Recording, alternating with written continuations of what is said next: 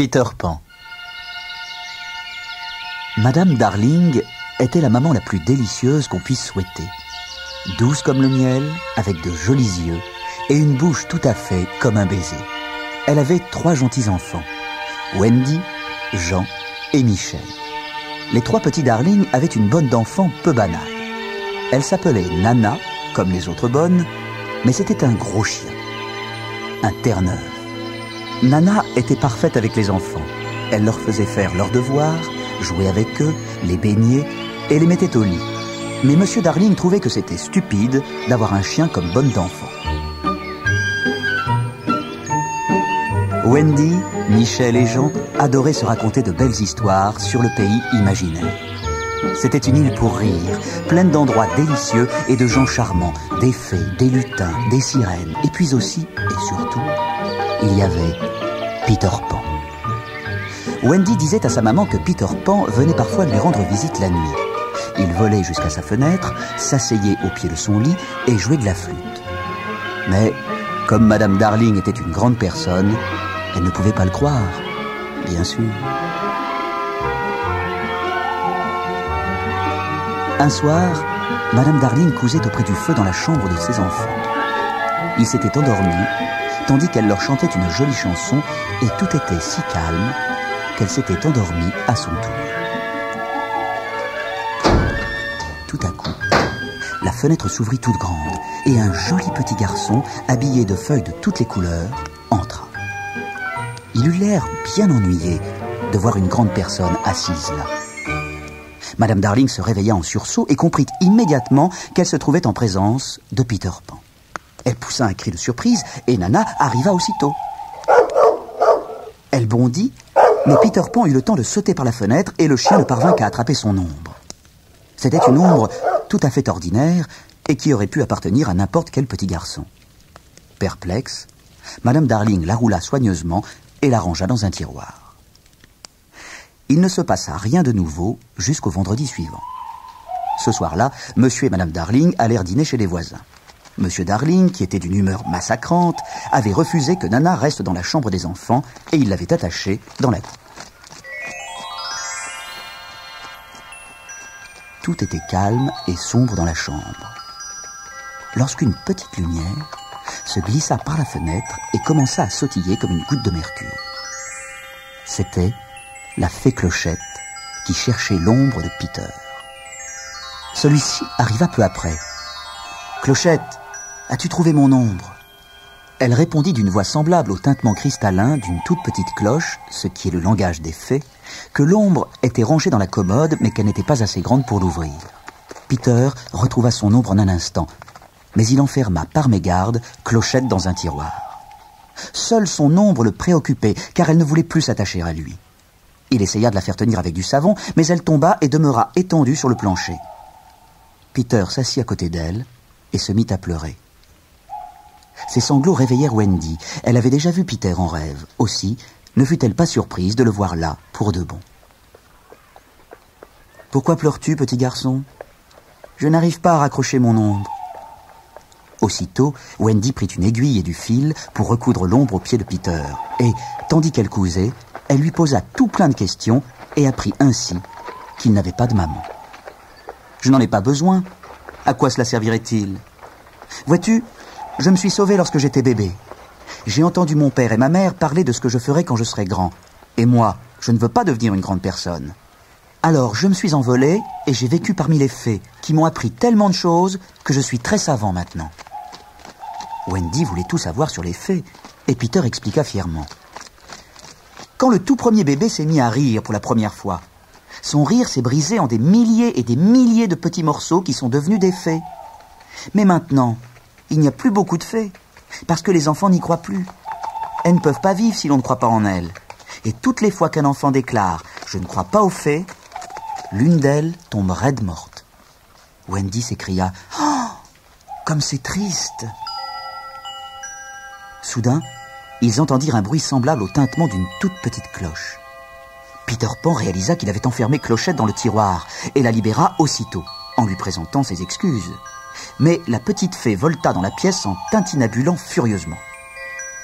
Wendy était ravie de voir une fée pour de vrai, et elle la trouva charmante, malgré sa mauvaise humeur. Mais Clochette la détesta immédiatement et alla bouder dans un coin. Sans plus se préoccuper d'elle, Peter affirma fièrement. « Moi, je suis le capitaine des enfants perdus. » « Est-ce que ce sont des fées ? » ?»« Non, ce sont des petits garçons qui sont tombés de leur landau pendant que leur nurse ne faisait pas attention à eux. Les fées les ramassent et s'en occupent pendant 7 jours. Puis, si personne ne les réclame, on les envoie au pays imaginaire. »« Il n'y a que des garçons ? » ?»« Ah, les filles sont bien trop intelligentes pour tomber de leur voiture. » Wendy fut très flattée.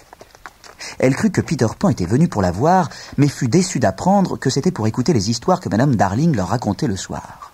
« Vois-tu, je ne connais pas d'histoire, et aucun garçon du pays imaginaire n'en connaît. »« Mais c'est terrible. Moi, je pourrais t'en raconter plein. » Peter la saisit par la main et voulut l'entraîner vers la fenêtre. « Viens, tu seras une maman pour nous. » Wendy était tentée, mais se débattit. « Non, je ne peux pas venir. Que dirait maman ? Et puis, je ne sais pas voler. Et je t'apprendrai à sauter sur le dos du vent. Et puis, tu verras les sirènes et les fées, et tu nous borderas dans nos lits le soir. Et tu recoudras nos pantalons, ce sera merveilleux. » Wendy ne pouvait plus résister. « Ce serait merveilleux.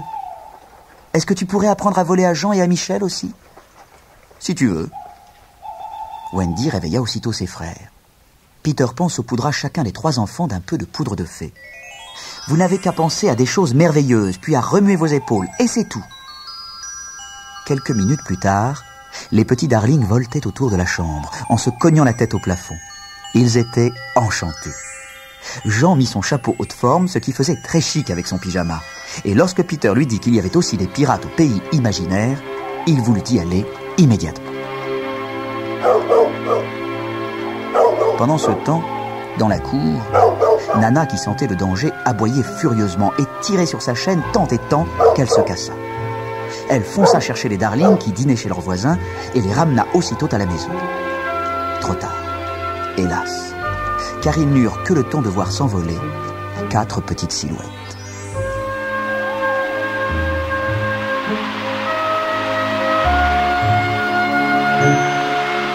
Le pays imaginaire était bien plus loin que Wendy, Jean et Michel ne l'avaient pensé.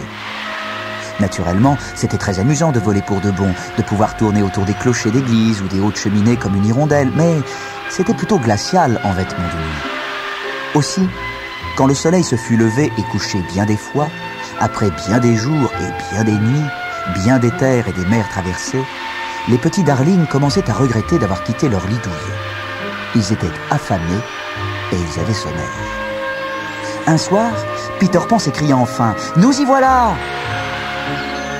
Le soleil couchant éclairait toute l'île et les enfants, fous de joie, la reconnurent aussitôt. Il leur semblait être revenus chez eux, dans un lieu heureux et sympathique, car ils pouvaient enfin voir tout ce qu'ils avaient imaginé. Mais la nuit tomba vite et ils se mirent à avoir peur. Ils survolaient l'île si bas que parfois leurs pieds touchaient le sommet des arbres et il leur semblait parfois que quelqu'un ou quelque chose essayait de les retenir. Peter dit tout à coup « Ils ne veulent pas que nous atterrissions. » Et il expliqua qu'en ce moment, il y avait beaucoup de pirates sur l'île. Leur capitaine était Jacques Crochet. À ce nom, Michel se mit à pleurer et Jean se sentit la bouche sèche car ils avaient entendu parler de ce capitaine Crochet et il n'y avait personne de plus redoutable. Jean avala sa salive. « Comment est-il ? Est-il grand ? » ?»« Oh, pas aussi grand qu'avant. »« Comment ça ? » ?»« J'en ai coupé un morceau. »« Mais qu'est-ce que tu lui as coupé ? » ?»« La main droite. » Jean en fut très soulagé. « Il ne peut plus se battre alors. »« Mais si, il a un crochet de fer à la place et il s'en sert comme d'une griffe. » Tout le monde pâlit. Peter prit un air important. « Maintenant, Jean, écoute-moi bien. »« Oui. »« Dis oui, capitaine. »« Oui, capitaine. »« Tout enfant qui sert sous mes ordres doit me promettre une chose. Toi comme les autres. Si nous rencontrons Crochet dans la bataille, il faut me le laisser. Je ne veux pas que tu l'attaques. » Jean n'eut aucune difficulté à dire « Oui, capitaine, je le promets. » Clochette voletait autour d'eux.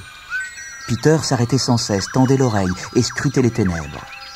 Il déclara bientôt « Clochette me dit que les pirates nous ont aperçus avant qu'il ne fasse nuit, et ils sont allés chercher leurs gros canons. Ils voient sa lumière et ils sont capables de tirer car ils savent que nous sommes près d'elle. » Les enfants se mirent à trembler. Ils voulurent que Clochette s'éloigne, mais Peter refusa. « Je ne peux pas la laisser seule. Elle a bien trop peur. Elle croit que nous sommes perdus. » Wendy supplia. « Mais dis-lui d'éteindre sa lumière. »« Impossible. Elle ne s'éteint que lorsqu'elle dort. » Jean ordonna. « Alors dis-lui de dormir. » Une fée ne dort que lorsqu'elle a sommeil. Il fallait trouver très vite une solution. Tout à coup, Peter pensa au chapeau de Jean. Clochette accepta de s'y cacher et Wendy le porta. Ils se retrouvèrent aussitôt dans l'obscurité la plus totale. La nuit fut soudain déchirée par la terrible détonation du canon des pirates et l'explosion éparpilla les enfants. Jean et Michel se retrouvèrent seuls, Peter fut projeté vers la mer et Wendy vers le ciel, portant toujours Clochette sous son chapeau. Il eût été préférable que la fillette lâchât le chapeau, car Clochette, qui la détestait, en sortit sur le champ pour tenter de se débarrasser d'elle. Les fées sont si petites qu'elles ne peuvent éprouver qu'un sentiment à la fois. Et pour l'instant, Clochette était très jalouse de Wendy. Perdue et isolée des autres, la fillette qui ne soupçonnait pas ses intentions meurtrières suivit sans méfiance la petite fée. En l'absence de Peter, la vie au pays imaginaire était généralement paisible. Mais dès qu'ils devinèrent son retour, tous les habitants s'activèrent car ils savaient que Peter aimait l'animation. Les enfants perdus se mirent à le chercher. Les pirates cherchèrent les enfants perdus. Les peaux-rouges suivirent la trace des pirates et les bêtes sauvages rôdèrent autour des peaux-rouges. Seuls les fées et les sirènes se tinrent à l'écart. Les enfants perdus, qui étaient au nombre de 6, apparurent tout d'abord.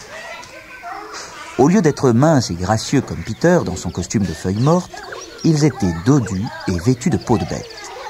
On aurait dit de petites boules de fourrure. Puis, on entendit les voix des pirates brailler une chanson guerrière. Ils avaient l'air redoutables avec leurs cicatrices, leurs tatouages et leurs armes. Le capitaine Crochet, couché dans une espèce de chariot tiré par ses hommes, fumait 2 cigares à la fois. Il se faisait obéir en menaçant de sa griffe de fer. Il n'avait jamais manifesté de peur, sauf à la vue de son propre sang, qui était d'une vilaine couleur. Lorsque les pirates furent passés, les peaux-rouges apparurent sur le sentier de la guerre. Leurs corps nus étaient enduits d'huile et leurs yeux brillaient dans la nuit. Leur chef marchait à 4 pattes en éclaireur. Fermant la file, la belle princesse, Lily la tigresse, avançait, fière et droite. Enfin, les bêtes sauvages arrivèrent en grand nombre. Lions, tigres, ours et d'autres encore, affamés et montrant leurs dents féroces. Le dernier d'entre eux était un énorme crocodile qui rampait en faisant un étrange bruit d'horloge. Les enfants perdus vivaient dans une délicieuse petite maison souterraine.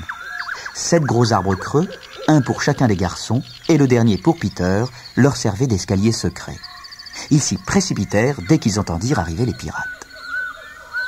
Tandis que ces hommes poursuivaient leurs recherches, le capitaine Crochet s'assit sur un énorme champignon et se confia à Joyeux, son second. « Je déteste Peter Pan. C'est lui qui m'a coupé la main et qui l'a jeté au crocodile. Et le crocodile l'a trouvée si bonne qu'il me suit maintenant partout pour dévorer le reste de ma personne. Heureusement, il a avalé un jour une pendule qui fait tic-tac dans son ventre et ainsi je peux l'entendre et j'ai le temps de me sauver. » Joyeux fit remarquer. « Un de ces jours, la pendule s'arrêtera et le crocodile vous aura. » Le capitaine Crochet allait répliquer quand, soudain, il bondit sur ses pieds. « Oh, sapristi! Mais ce champignon est brûlant !» Il observa le champignon, puis avec l'aide de Joyeux, il essaya de l'arracher. Mais celui-ci céda d'un coup car il n'avait pas de racines. Une fumée s'échappa du trou ainsi dégagé. Ils s'écrièrent « Une cheminée !» Ce champignon était en fait le capuchon de la cheminée des enfants perdus, et les pirates pouvaient maintenant les entendre bavarder gaiement au-dessous d'eux. Ils se réjouirent d'avoir enfin trouvé la chère petite maison souterraine. Et ils ne furent pas longs à découvrir les 7 arbres creux. Le capitaine Crochet ricana. Ces idiots ne savent pas qu'il est inutile de faire 7 escaliers pour mener à une seule maison. Cela prouve qu'ils n'ont pas de mère pour les conseiller et les protéger. Nous allons donc pouvoir les piéger facilement. Ils riaient de bon cœur quand soudain, ils entendirent un drôle de petit bruit. Tic-tac, tic-tac. C'était le crocodile qui se rapprochait. Crochet s'enfuit, en proie à une frayeur épouvantable.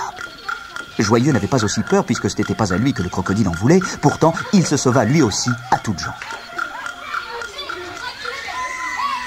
Bientôt, les enfants perdus remontèrent à la surface sans se douter que leur cachette était repérée. Ils entendirent des cris plaintifs et aperçurent Wendy qui volait au-dessus d'eux. Ils se demandèrent quel était ce gros oiseau blanc. Clochette, qui harcelait la fillette et la pinçait de tous côtés, leur dit que Peter avait ordonné de tuer Wendy. Obéissant à leur capitaine, ils bandèrent leur arc et tirèrent.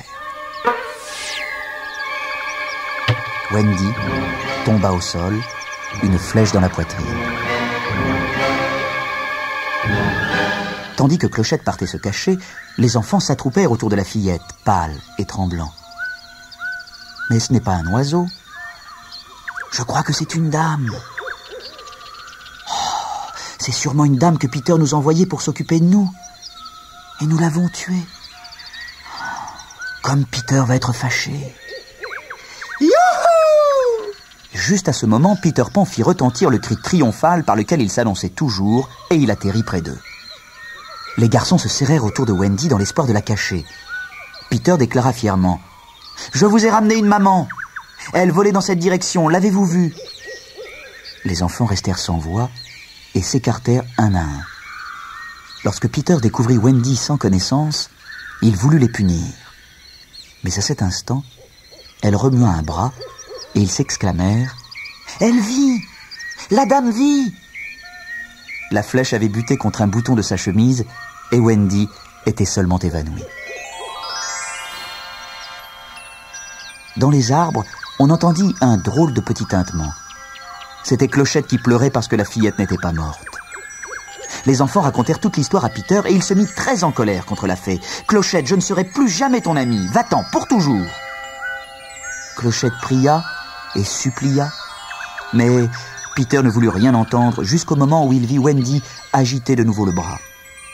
Alors, il consentit à n'éloigner Clochette que pour 1 semaine et la fée s'envola, raide comme la justice.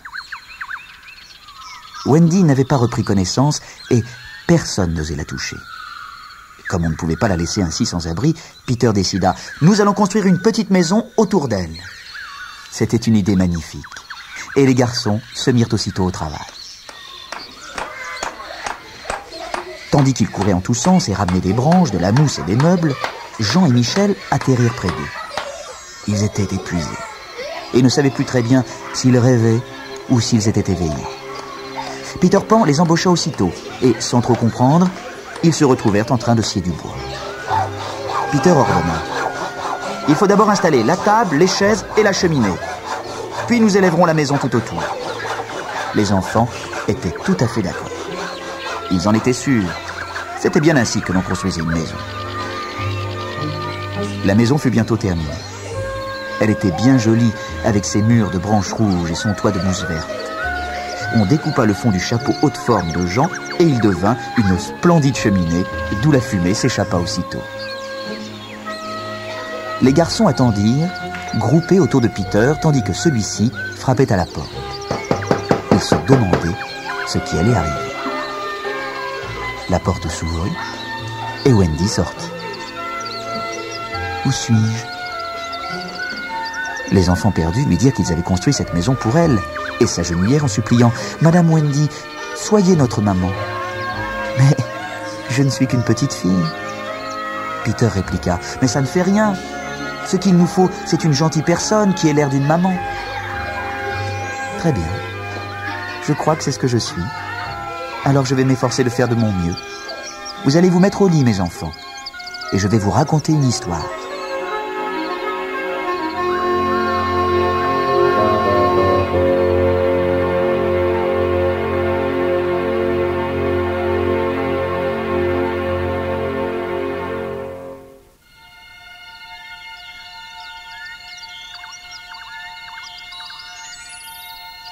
La maison souterraine ne comportait qu'une seule grande pièce. Peter s'assit sur un gros champignon et les garçons se serrèrent les uns contre les autres dans un lit immense. Seul Michel coucha dans un panier parce que Wendy ne souhaitait pas le voir grandir trop vite et que le panier le faisait ressembler davantage à un bébé.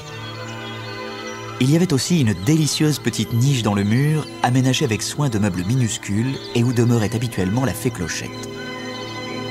Depuis ce soir-là, chaque soir, Wendy leur raconta des histoires et les garçons étaient émerveillés. Mais lorsqu'elle racontait celle de Madame Darling, Peter, qui pensait que toutes les mamans étaient stupides, se bouchait les oreilles pour ne pas entendre. Après les avoir bordés, Wendy regagnait sa petite maison et y dormait, tandis que Peter Pan, sabre au clair, montait la garde au dehors. Il ne fallait pas oublier que les pirates, les peaux-rouges et les bêtes sauvages rôdaient. Wendy avait beaucoup à faire pour s'occuper d'une si grande famille. Elle cousait, raccommodait, cuisinait, mais elle était si heureuse que peu lui importait d'avoir tant de travail. Il lui arriva parfois de songer à Monsieur et Madame Darling et à Nana. Mais elle ne se faisait pas de soucis car elle était certaine de pouvoir revenir quand elle le désirerait et de trouver la fenêtre ouverte.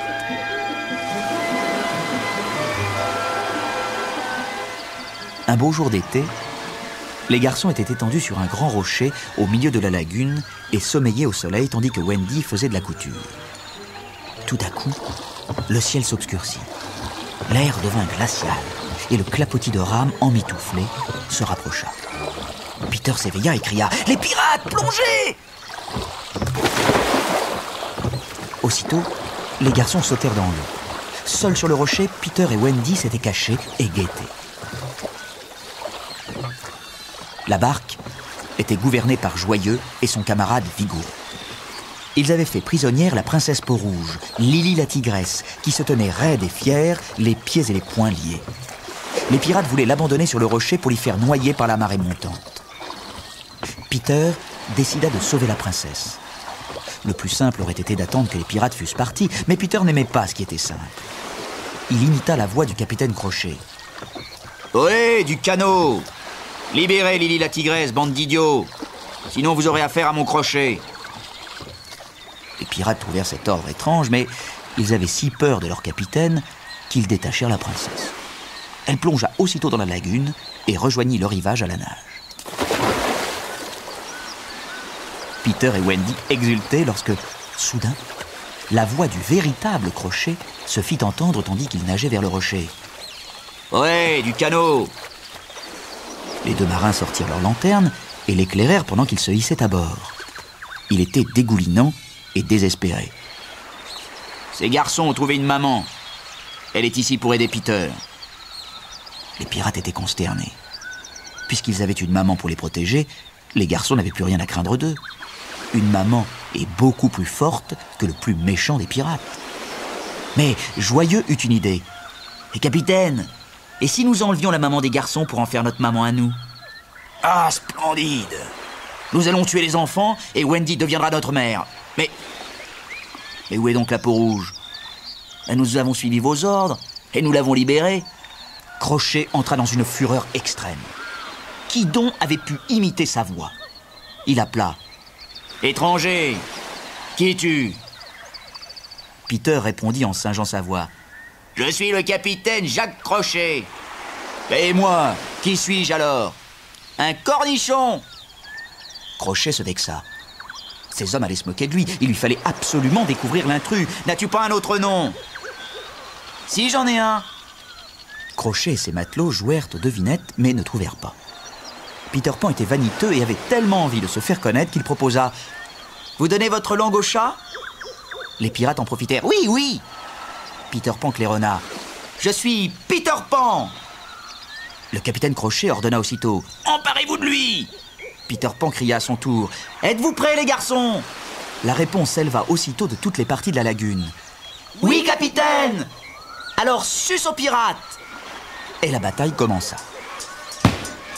Elle fut violente, mais courte. 8 garçons et Peter Pan, armés de poignards, affrontaient 3 pirates bardés d'armes à feu et de couteaux, sans compter la griffe de Crochet.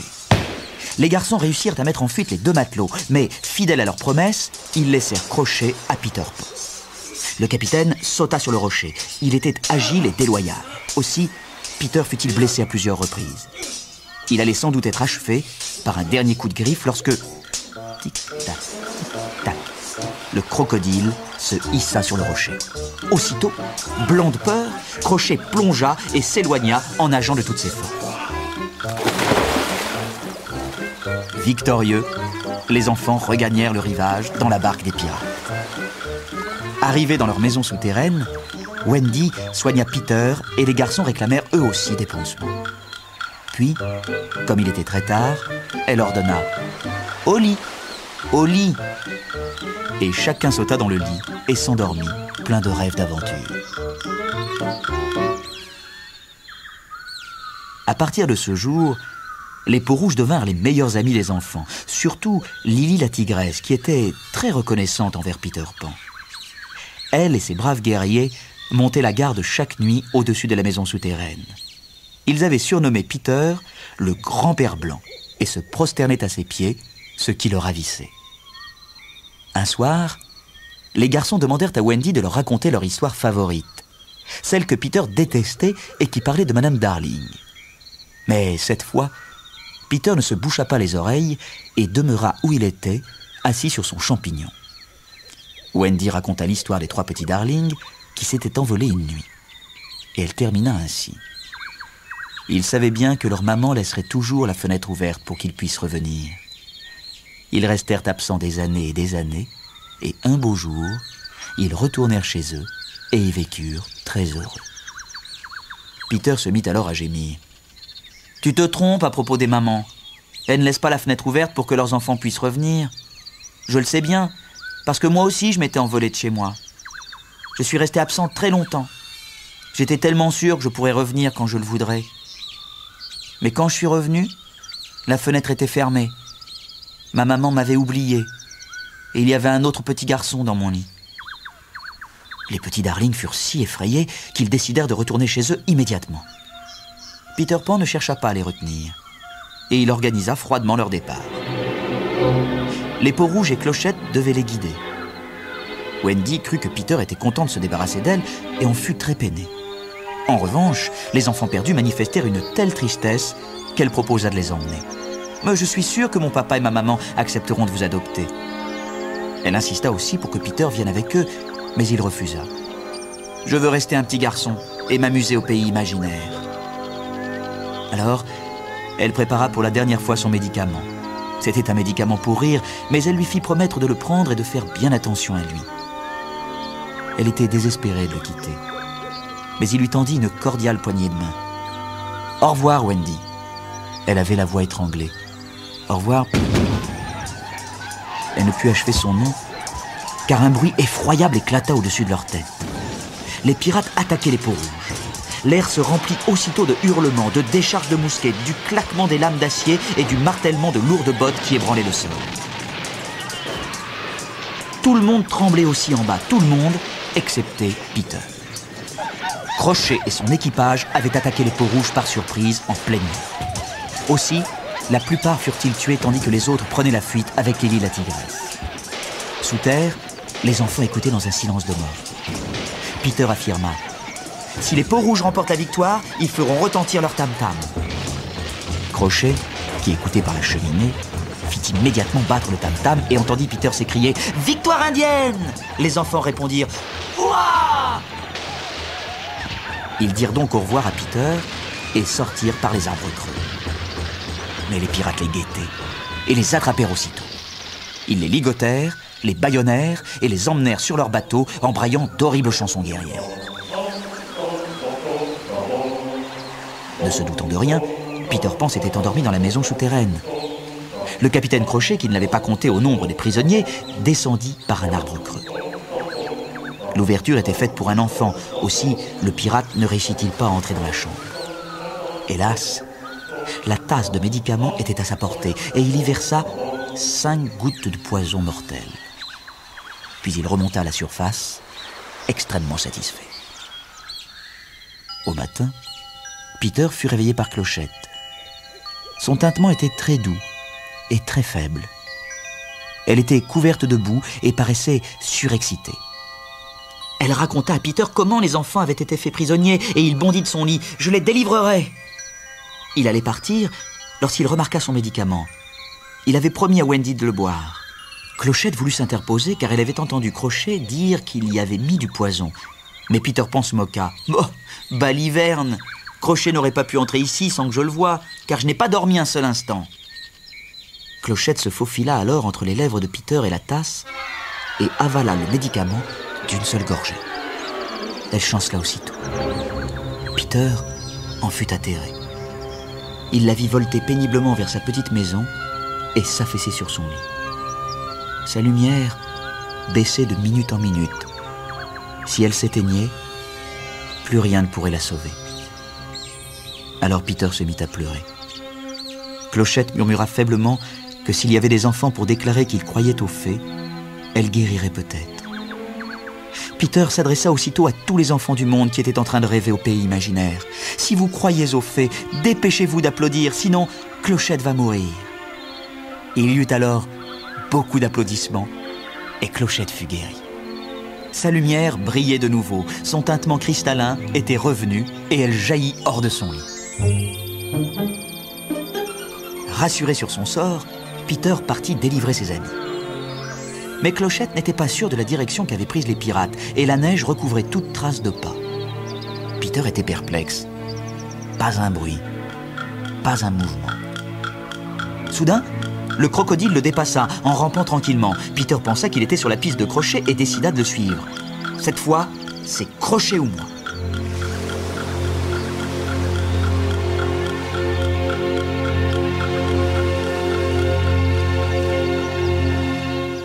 Sur le bateau, tout était calme. Les enfants étaient ligotés dans la cale, les pirates paraissaient, et Crochet arpentait le pont de long en large. Certain qu'il avait empoisonné Peter Pan, il s'ennuyait déjà. Alors, pour se distraire, il fit amener les garçons et décida de les précipiter à l'eau, un à un, sous les yeux de leur mère. Il convoqua son équipage et gronda. « Écoutons les derniers mots d'une mère à ses enfants. » Wendy lui lança un regard si méprisant qu'il faillit se trouver mal. « Mes chers garçons, mes derniers mots seront un message de vos vraies mères. Si elles étaient là, elles vous diraient « Nous espérons que nos fils vont mourir comme de vrais Anglais. » Les garçons s'écrièrent « Nous ferons ce que nos mères attendent de nous. » Furieux, Crochet fit attacher Wendy au grand mât et s'approcha d'elle en grimaçant haineusement. Mais soudain, on entendit le terrible tic-tac du crocodile. Crochet vacilla et se traîna à l'autre bout du pont. « Oh, cachez-moi !» Son équipage se rassembla autour de lui pour le cacher tandis que le tic-tac se rapprochait. Les garçons se précipitèrent pour voir le crocodile grimper sur le bateau, mais ils eurent la surprise de voir apparaître Peter Pan, faisant tic-tac aussi fort qu'il le pouvait. En fait, le crocodile avait perdu son tic-tac cette nuit-là parce que le réveil qui était dans son ventre s'était arrêté. Peter avait alors tic-taqué à sa place pour pouvoir passer en toute sécurité au milieu des bêtes sauvages. Désemparé, le crocodile avait suivi le tic-tac de Peter. Peter se faufila dans la cabine du capitaine et le tic-tac s'arrêta. Rassuré, Crochet se redressa et revint s'occuper des enfants. Il était plus féroce que jamais. « Vous allez tâter du chat à 9 queues avant de faire le dernier saut. Qu'on aille chercher le fouet dans ma cabine. » Un pirate descendit à la cabine et on entendit bientôt un hurlement suivi d'un cri triomphal que les enfants connaissaient bien. « Youhou !» Crochet en fut secoué. « Mais qu'est-ce que c'est ?» Un autre pirate hala la cabine et en revint presque aussitôt, terrorisé. Son camarade avait été poignardé. La cabine était noire comme un four et tapis au fond, il y avait un monstre qui poussait des cris horribles. Le menaçant de son crochet, le capitaine l'obligea à y retourner. Il eut alors un autre hurlement et un autre cri triomphal. Youhou ! Crochet voulut alors envoyer Monsieur Vigoureux, mais celui-ci préféra sauter par-dessus bord. Alors, il descendit lui-même. Les enfants s'attendaient à entendre un hurlement, mais Crochet remonta et dit d'une voix tremblante « Quelque chose a éteint ma lanterne. » Comme ces hommes commençaient à se moquer de lui et à se mutiner, il décida de se venger sur les enfants. « Enfermez-moi toute cette marmaille dans la cabine et qu'ils s'entretuent avec le monstre !» Les garçons furent conduits dans la cabine et les pirates attendirent en silence. Dès qu'ils furent réunis, Peter libéra les enfants de leur chaîne. Ils ramassèrent toutes les armes qu'ils trouvèrent et ils se glissèrent au dehors, un à un, en se dissimulant. Peter alla couper les cordes qui ligotaient Wendy et lui dit de se mettre à l'abri. Puis il poussa son cri triomphal « Youhou !» Et les pirates qui le découvrirent comprirent que c'était lui le monstre qui les avait terrorisés. Alors les garçons se dévoilèrent et la bataille s'engagea.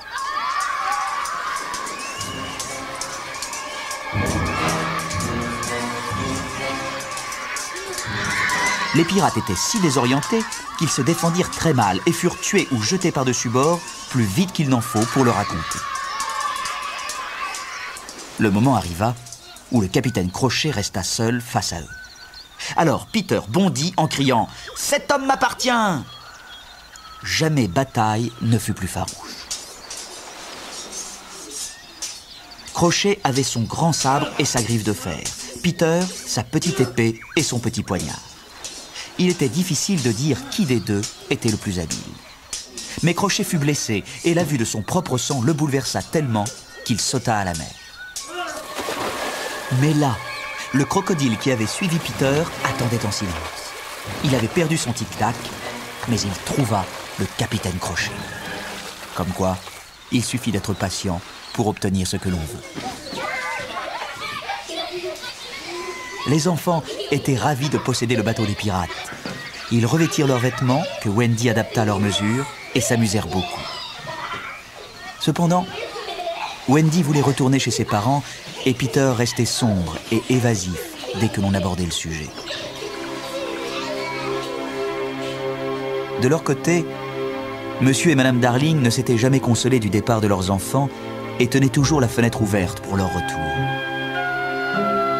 Un certain jeudi soir, alors que Madame Darling jouait du piano dans la chambre des enfants, Peter Pan et Clochette se précipitèrent vers la fenêtre qu'ils se hâtèrent de fermer et de cadenasser.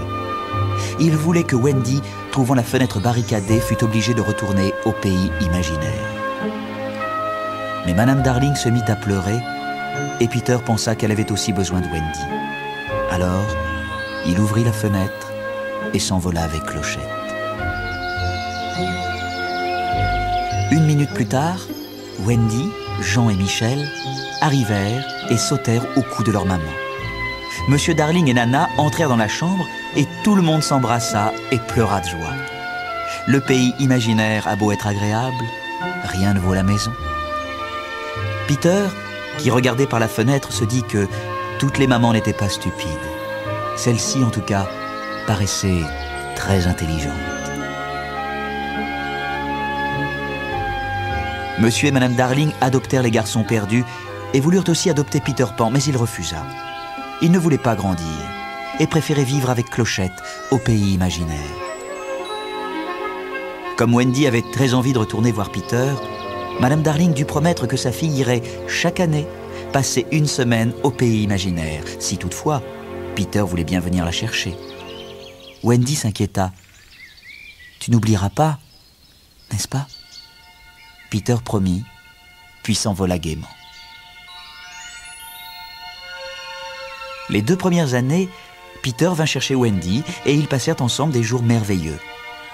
Mais la 3e année, Peter oublia et Wendy eut beaucoup de chagrin. Puis le temps passa. Elle se maria et eut une petite fille appelée Jeanne.